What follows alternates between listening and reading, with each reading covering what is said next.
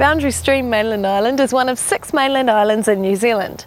They're designed to protect our native wildlife from pests, as well as to function as a natural laboratory so we can figure out the best way to look after our native species. What's really, really great about Mainland Islands is anybody can come up here, come and have a look around, see some pretty rare and special species. How important are volunteers and members of the community to this place? We basically couldn't do half of what we do without volunteer input, and it's not just volunteers, we get input from neighbours, from iwi, from scientists. This place has got so many people feeding into it that it's just quite mind-boggling, really. Learning is a really big focus for us. It's really important to have places where you can learn, because learning can quite often involve risk, and that's a really big component of what we try and do here. We have had a few hiccups along the way, and we did try settle back Tiaki translocation, which failed completely, really. The last one was seen about a year after they got translocated, so that didn't go quite so well, but we learnt from that, and next time we'll be able to change how we do it. And it's also fed into other translocations of Tiaki so that other people can use what we learnt as well. All right, well, we've got the whole team here, so shall we head off and see if we can find some stuff? Okay. Righty-ho.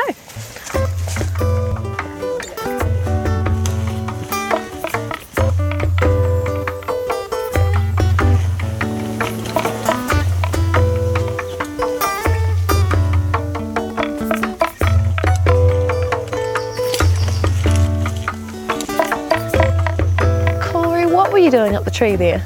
I was just retrieving a kōkako nest. We thought that the nest's not active anymore, so we wanted to find out why it failed.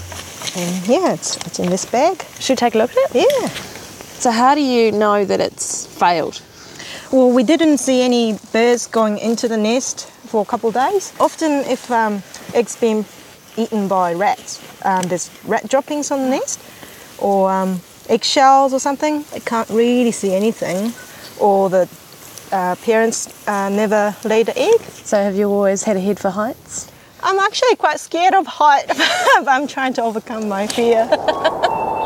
Here's a foam cell that we've got nailed to trees around Boundary Stream, Mainland Island, and a trial for us to try and attract more lizards.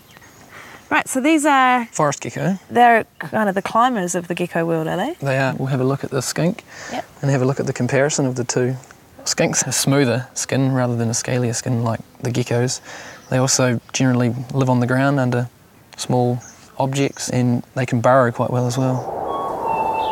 Well, this is one of our native mistletoes. They attach themselves to a favoured tree and they get their nutrients and water from the tree. What's really interesting, on the buds there is a little cap, and if that cap isn't removed, then the flower can't open, and so it can't be pollinated. And so part of the needs of the plant is for tuis or bellbirds to lift that little cap off, and then they can get at the nectar, and while they're getting the nectar they pollinate the plants.